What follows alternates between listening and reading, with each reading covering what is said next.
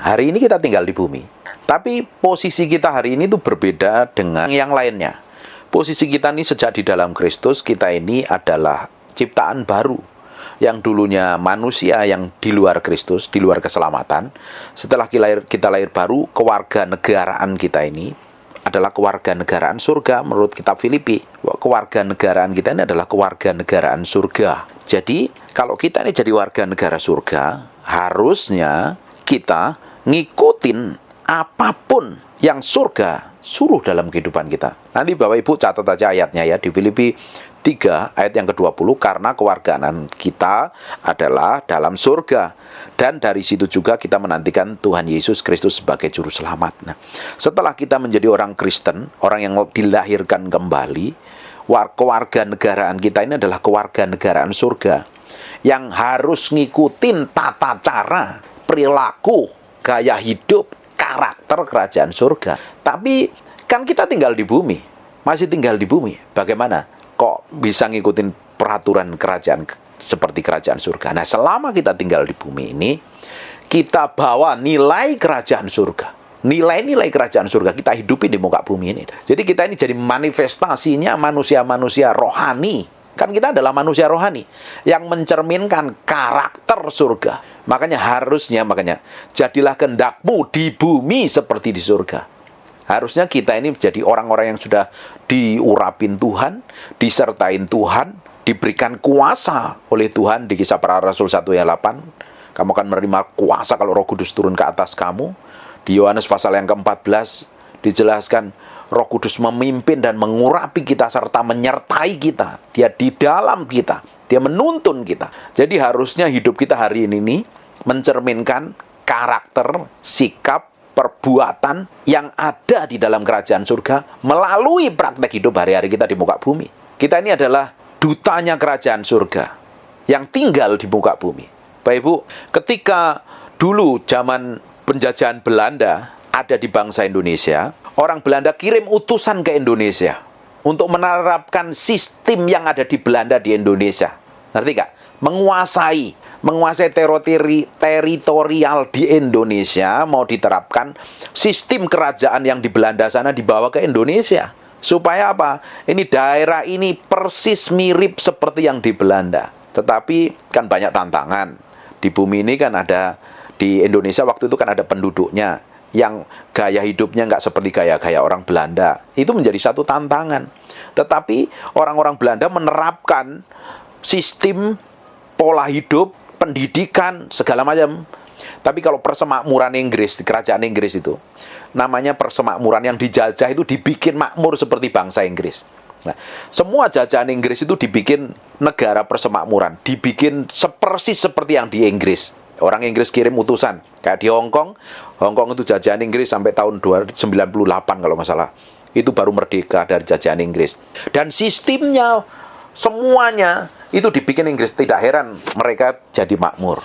Contohnya lagi, negara-negara Asia yang dijajah Inggris, itu berbeda dengan yang dijajah Belanda. Nah, orang-orang Inggris mengirim utusannya ke negara jajahnya menerapkan peraturan, sistem, gaya hidup, kelakuan, semuanya itu seperti yang di Inggris sana. Nah, kita ini, hari ini adalah warga kenegaraan kita adalah surga menurut kitab Filipi. Nah, Tuhan utus kita di muka bumi ini menjadi kepanjangan tangan Tuhan. Jadi representasi Tuhan di muka bumi ini untuk menerapkan, menghidupi nilai-nilai kerajaan Allah. Harusnya hidup kita berkemenangan.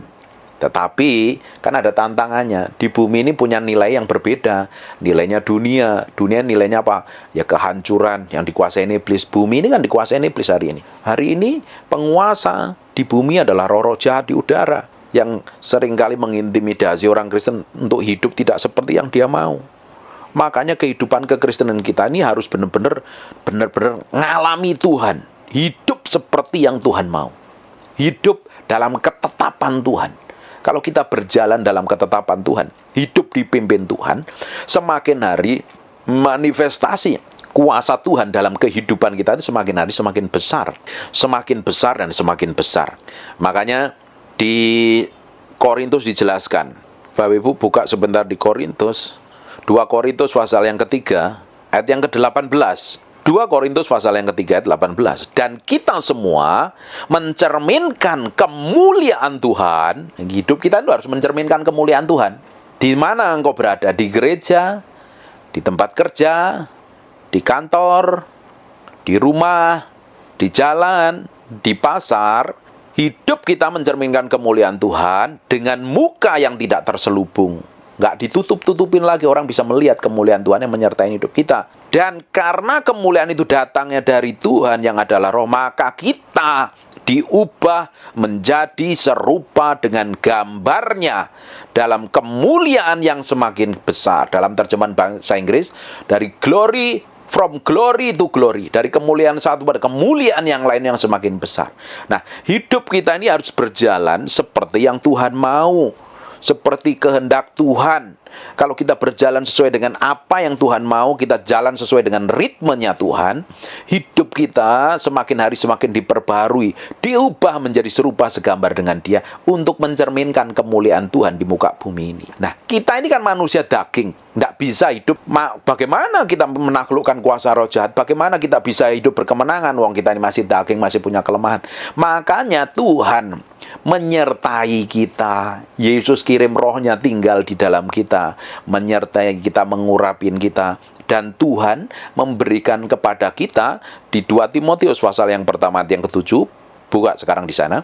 Sebab Allah memberikan kepada kita bukan roh ketakutan, melainkan roh yang membangkitkan kekuatan, kasih, dan ketertiban. Tuhan itu memberikan roh kepada kita, bukan roh ketakutan loh. Karena nyatanya di bumi ini, sistem di bumi ini, pola pikirnya orang dunia, caranya orang dunia, hidupnya penuh ketakutan. Takut akan masa depan, takut akan tantangan, takut stres, takut nggak dicukupin, takut mau bayar utang nggak punya duit, takut ngadepin setan, takut kegelapan. Semuanya sih takut dunia ini. Tetapi kita anak-anak Tuhan yang di dalam Kristus yang sudah dilahirkan baru, Allah memberikan kepada kita bukan roh ketakutan. Kalau Bapak Ibu sedang mengalami ketakutan hari ini, apapun yang Bapak Ibu alami, takut dalam menghadapi apapun, Bapak Ibu tidak akan bisa memiliki iman. Karena musuhnya iman adalah ketakutan. Di mana ada ketakutan, iman tidak bekerja. Di mana ada iman, ketakutan akan lenyap dan sirna. Bagian kita hari ini ngikutin apa yang Tuhan mau. Kalau Allah hari ini memberikan kita bukan roh ketakutan, tetapi melainkan roh yang membangkitkan kekuatan. Tapi kita diberikan kuasa dan otoritas. Bukankah Roh Kudus di satu Kisah Para Rasul 1 ayat 8, kalau Roh Kudus turun ke atas kamu, kamu akan menerima kuasa dan otoritas. Tapi kebanyakan dari orang Kristen kan hari ini babak belur hidupnya. Kacau kan? Berantakan kan? Stres, panik, bingung, ngadepin masalah jerit-jeritan, nggak tahu jalan keluarnya. Lalu bagaimana mungkin menjadi representasi kerajaan Allah di muka bumi? Orang kita masih tinggal bumi. Tapi kalau kita ini berkemenangan, hidup kita berkemenangan, kuat, kokoh di dalam Tuhan, bergaul dengan Tuhan, kita akan mencerminkan kemuliaan Tuhan di muka bumi ini. Bapak Ibu, kalau hidupmu ini hanya jadi orang Kristen saja, tanpa memiliki hubungan dengan Tuhan, hidupmu tidak berkemenangan, tidak praktek hidup hari-hari, hidupmu tidak akan mencerminkan kemuliaan Tuhan loh di muka bumi loh. Malah orang nggak akan melihat Tuhan, manifestasi Tuhan dalam hidupmu. Harusnya orang-orang di sekitar kita tuh bisa melihat kemuliaan Tuhan yang manifestasi melalui kehidupan kita. Bapak Ibu, kalau Bapak Ibu takut, stres, bingung, kacau, apakah orang bisa melihat kemuliaan Tuhan melalui hidupmu? Kalau engkau hidupnya ngaco sembarangan, stres, bingung, panik, kepahitan, ini kasih dan ketertiban membangkitkan kasih kok. Orang membangkitkan kasih itu artinya salah satunya melepaskan pengampunan, gampang mengampuni, tidak kepahitan, tidak sakit hati, tertib hidupnya, punya aturan tata krama itu loh. Ngikutin caranya Tuhan loh.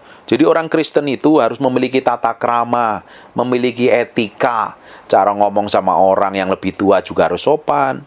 Cara ngomong dengan hamba Tuhan yang lebih rohani juga harus sopan. Cara ngomong dengan orang lain juga harus sopan. Menghargai orang yang statusnya lebih rendah dengan kita juga harus sopan. Berkendara di jalan juga harus tertib. Semuanya harus mencerminkan kemuliaan Tuhan yang manifestasi melalui kehidupan kita. Kalau hidup kita ini tertib, memiliki iman yang powerful dan berkuasa, memiliki kasih yang orang lain bisa melihat kemuliaan Tuhan memanifestasi melalui perbuatan dan tindakan kita. Kasih. Orang yang memiliki kasih itu Luar biasa itu. Kasih kan panjang sabar. Panjang sabar itu gampang ngamuan nggak? Coba buka itu. Orang yang panjang sabar itu gampang marah apa nggak? Gampang kesel nggak? Coba 1 Korintus pasal yang ke-13 tuh. 1 Korintus pasal yang ke-13. Saya pernah bahas ini di YouTube, Bapak Ibu bisa cari di YouTube ya. Di 1 Korintus pasal yang ke-13. Kasih itu sabar. Hari ini udah sabar belum? Coba buka mic-nya. Halo, gampang marah atau gampang malah sabar? Puji Tuhan. Kasih itu murah hati. Kebanyakan kita pelit atau murah hati? Puji Tuhan. Ia tidak cemburu.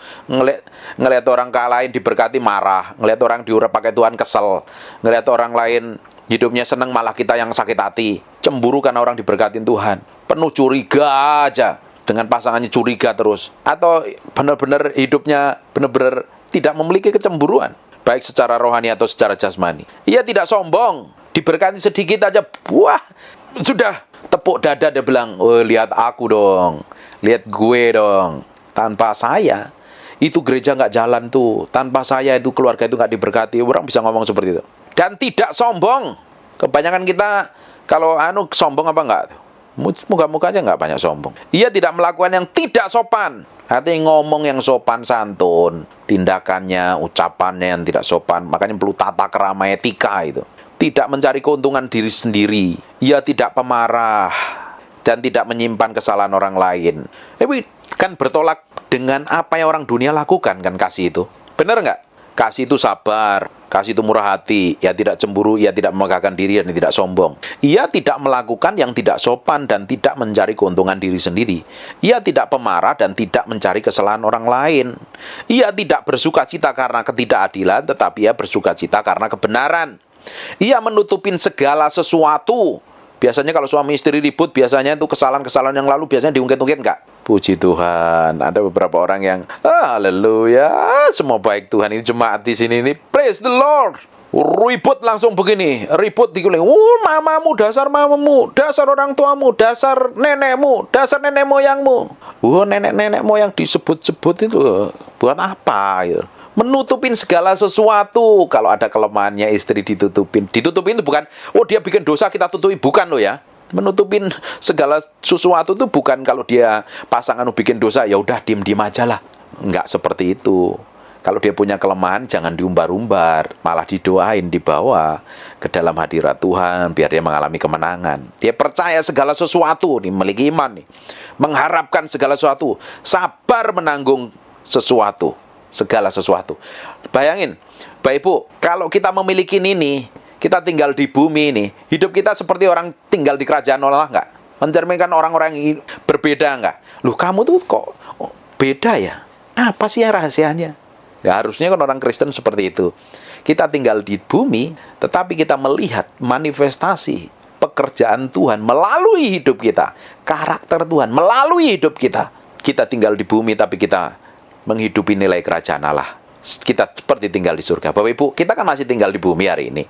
Orang tinggal di bumi itu masih butuh makan, butuh kerja, butuh duit, dan lain sebagainya.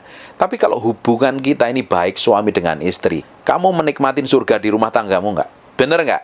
Kalau kita hidupin di keluarga ini seperti di surga, kita manifestasi di kerjaan pun juga luar biasa. Kita kira-kira kita ini membawa nilai kerajaan Allah di muka bumi nggak? Orang bisa menikmatin surga melalui hidup kita nggak? Melalui tindakan, perkataan, perbuatan, apapun yang kita kerjakan. Amin. Jadi ada beberapa hal yang harus kita matikan. Beberapa hal yang harus kita benar-benar bertobat dan balik kepada Tuhan. Kalau ada hal yang buruk, hal yang jelek, hal yang penuh ketakutan, kekhawatiran, cemas, bingung, sakit hati, kesel, jengkel, itu kan yang dari dunia itu. Benar apa enggak? Di surga kan nggak ada kecemasan, nggak ada kekhawatiran, nggak ada ketakutan, nggak ada kebingungan. Amin. Jadi kita mau hidupin sistem dan caranya orang hidup di kerajaan Allah. Tapi kita tinggal di bumi, kita praktekkan. Sehingga hidup kita mencerminkan kemuliaan Tuhan. Tapi pada kenyataannya banyak orang Kristen malah sebaliknya. Ngaku orang Kristen, kelakuannya persis seperti orang dunia. Tidak heran banyak orang nggak mau kenal Tuhan karena ngelihat kelakuannya orang Kristen. Tapi mulai hari ini kita harus hidup mencerminkan kemuliaan Tuhan di muka bumi ini. Biar surga turun ke bumi melalui hidup kita. Amin. Ngerti nggak sampai sini? Mantap. Mau praktek? Nanti praktek nih. Nanti lihat tuh. Coba kalau yang suami istri lihat istrimu, yang istri lihat suaminya, praktek ya kita bareng-bareng ya bilang. Amin. Nanti keluargamu seperti di surga. Nanti kehidupan Bapak Amunius tinggal di bumi tapi merasakan kehidupan seperti di surga. Enjoy, relax. Lupa aku kan ngadepi masalah, Pak, aku ngadepi tekanan. Bapak kenal Tuhan, tahu ngerti caranya Tuhan, Bapak bisa jalani dengan enjoy, nikmatin. Aku tahu Tuhan pembelaku. Aku tahu Tuhan memberikan kepadaku bukan roh ketakutan, kebingungan, stres, panik, bingung. Tapi roh keperkasaan dan kekuatan. Aku jalan sama Tuhan. Pasti Tuhan bikin mujizat dalam hidupku. Dan hidupku jadi berkat bagi banyak orang. Harus seperti itu. Kalau hari ini masih belum seperti itu, kita perlu belajar terus setiap hari. Berubah menjadi serupa segambar dengan Tuhan. Semakin kita ngerti kebenaran, semakin kita diubah menjadi serupa segambar dengan Tuhan. Bapak Ibu, kan banyak orang ke gereja bertahun-tahun tapi kelakuannya nggak berubah. Nah, selama ini yang dihidupin apa? Kalau Bapak Ibu rajin ke gereja, jadi orang Kristen bertahun-tahun, tapi karaktermu seperti orang dunia, kamu belum bertobat balik kepada Tuhan loh. Ada yang salah dengan kamu hidupin loh. Orang yang kenal Tuhan, mencari Tuhan, tambah hari, tambah hidupnya berubah dong. Amin. Tambah lebih baik, tambah lebih kudus, tambah lebih suci, tambah lebih lembut hatinya. Diubah menjadi serupa segambar dengan Tuhan. Kalau karakter kita ini mencerminkan Tuhan, serupa segambar dengan Tuhan, manifestasi di bumi akan seperti di surga. Orang-orang di bumi ini akan melihat, bener aku dekat Bapak ini berubah loh. Dengarnya nyaman, enak. Tapi kalau orang dekat kita enak, gegeran, kesel, malas, isinya buruk, ya berarti kita harus berubah. Amin. Haleluya. Praktek ya. Sampai sini ngerti? Oke.